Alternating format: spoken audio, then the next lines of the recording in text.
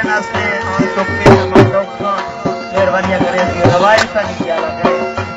मैं ये रवायत बा इतनी अमीन हूँ माफी रवायत नहीं किया लगे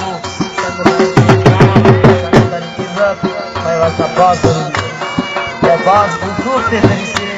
मैं दोस्तों संग भी चलूंगा वाह वाह वाह वाह वाह वाह वाह वाह